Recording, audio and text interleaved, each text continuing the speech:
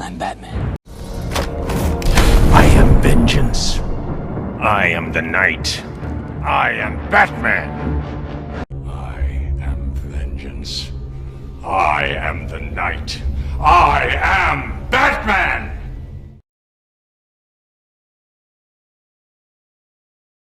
Hey everybody, ECW fan, the collector here. Yes, it is time to show off some nice Batman books. And, well, normally I would show off my entire Batman run, the main title, from, so many years of the title, but I'm going to have that coming, but it's going to be a little bit different. It's going to actually be a video where I put music behind it and show the pictures of the books, because it would take, God, it would take at least an hour, 2 hour long video. And I don't want to do that. I don't want to, I know nobody would sit through it.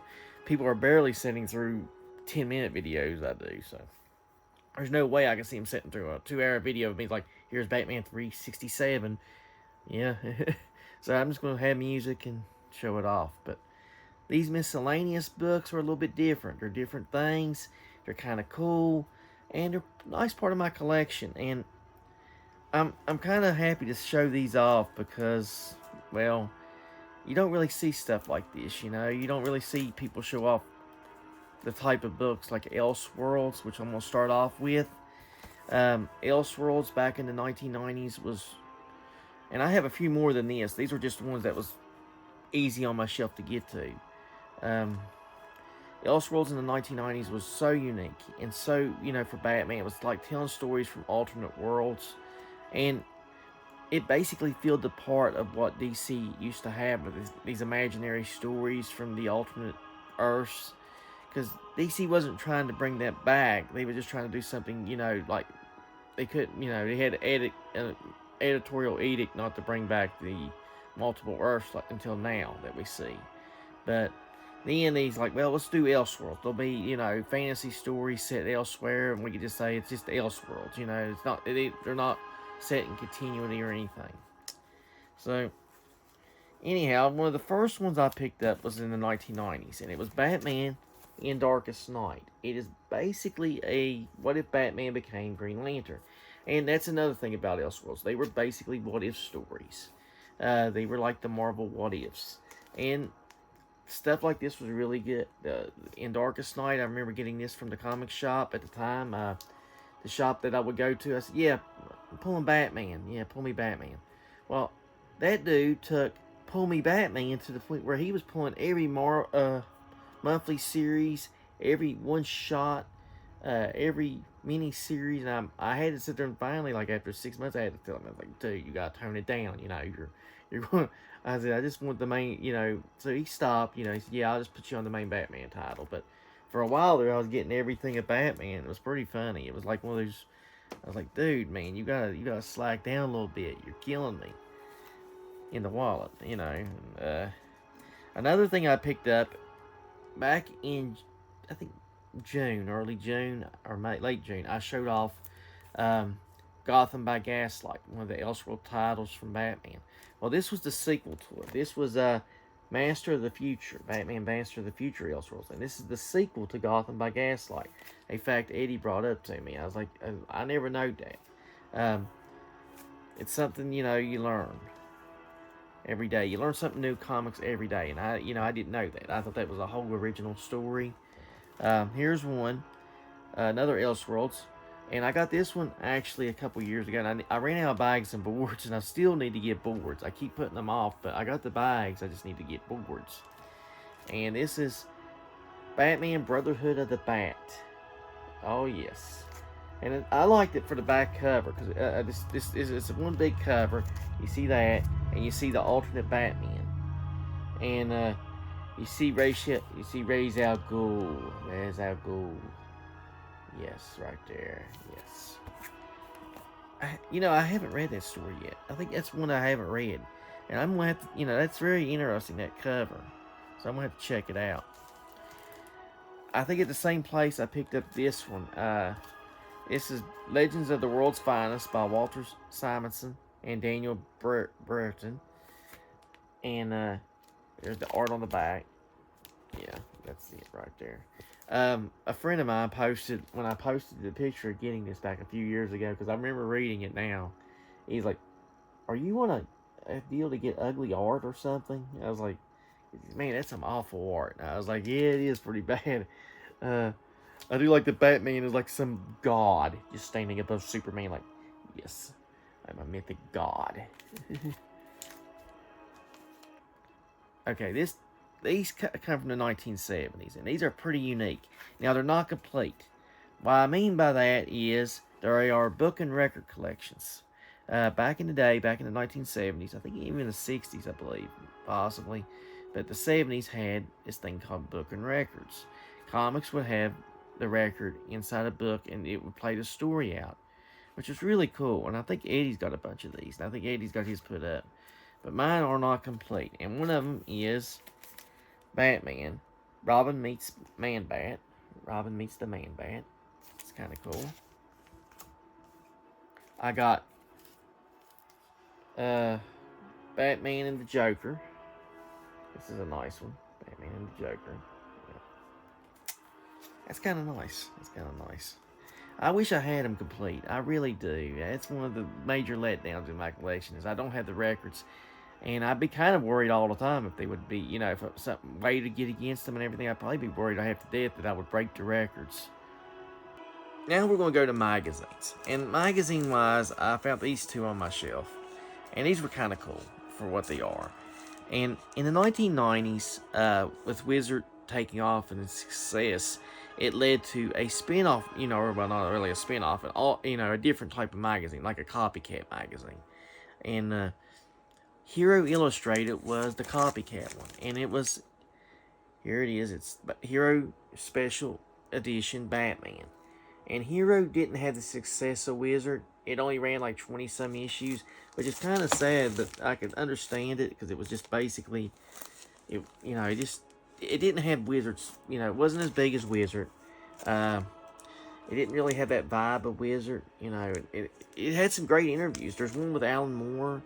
There's one with Rob Liefeld, and the ones I've gotten, I think I've gotten almost like 7 or 8 of these Hero Illustrateds, and I even got the final one. And I remember always going into my Walden Books to pick up either Wizard or Hero, and I kept going into the shop because I used to when I discovered Hero, it was never on the shelf again. I'm like, man, what's going on here? You know, I kept going in there every week. Never would see a Hero Illustrated anymore. And I didn't learn until much later that the book had ended after 28, I think it was 28 issues, I believe. I think it ran 28. Yeah, I believe. I'm not really. Don't hold me to that, because I'm trying to think of this number in my head. But from the 1980s, and I always liked this one. This is from summer 1988. It's Collector's Corner, and it's Batman's 6 Lives. This one was really cool. I liked this cover. I like that. That's kind of nice. So, yeah, Batman's 6 Lives. It's kind of nice to see. But, yeah. And like I said, these are miscellaneous books. I think I'll do another part of these possibly at the end of the month. I mean, don't hold me to it. I'm going to try. You know, I'm going to see what I can do. See what's going on. Okay, moving on. I'm going to show off some books from the 1970s. And this was some nice I think this is a 2-issue miniseries, maybe. I believe it just only lasted 2 issues. And I believe this come out right when the implosion, the DC implosion had hit, possibly.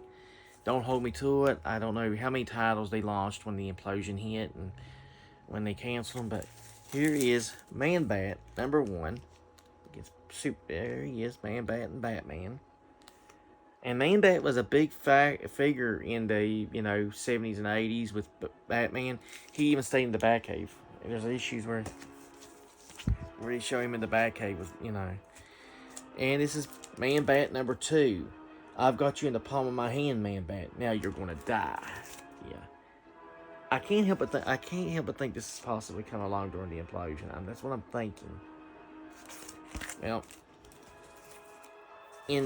about a few years later, in 1984, December of 84, a cool Neil Adams cover. It is Man-Bat versus Batman. I believe this either reprints that series or it reprints his first appearances.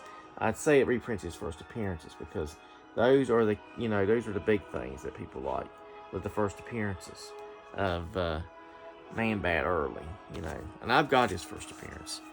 Yes, I am going to brag that up right now. I have Man-Bat's first appearance. Thank you. I must gloat about this shit. I must gloat about this. Anyhow, in the 1980s, there was a 3-issue series. And I've gotten 2 copies of #1, weirdly. I didn't realize I had 2 copies of it until I pulled them off my shelf. It is called The Untold Legend of Batman. And it was the pre-crisis Batman that they reprinted, his origin.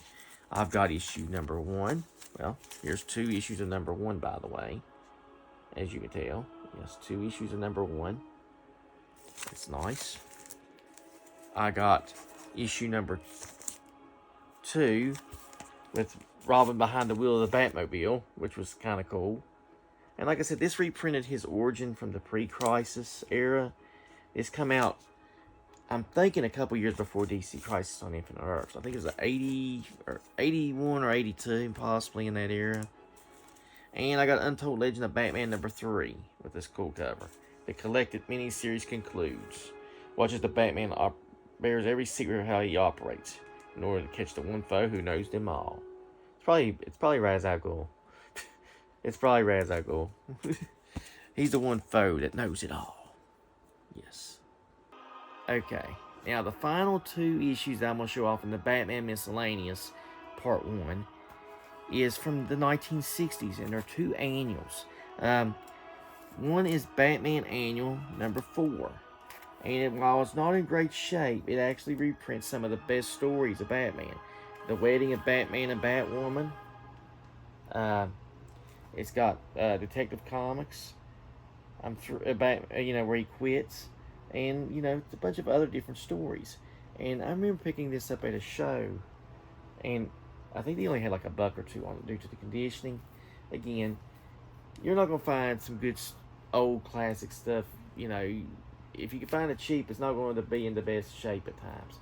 You have to pay a good bit if you want the premium primo stuff like this in the best condition. Now moving on, I got the Batman Annual #6, and this one's a little bit in a tad better shape. Actually, this one's in a little bit tad better shape from the 1960s. I got them on other planets fighting rogues like dinosaurs, and yeah, Batman actually went sci-fi for a while due to that craze going on. There was a lot of, it was just one of those things. He went sci-fi for a while because of the, superheroes lost their steam in the 50s, so he had to do something. But yeah, that's the first part of the Batman Miscellaneous books. I hope you like this. Me showing these other weird different things off. I never hardly see them on YouTube. I never hardly see people show off these weird different type of Batman books or miscellaneous stuff, and I was like, well, I'm gonna go ahead and show these off, except before I get ready to show off my main numbers of the Batman book. So I hope you enjoyed this first part of the video. I'm gonna have the second one coming to you in a couple weeks, so stay tuned. I want to thank you for liking and subbing the channel, and those who watch these type of videos. So thanks for watching. Until next time.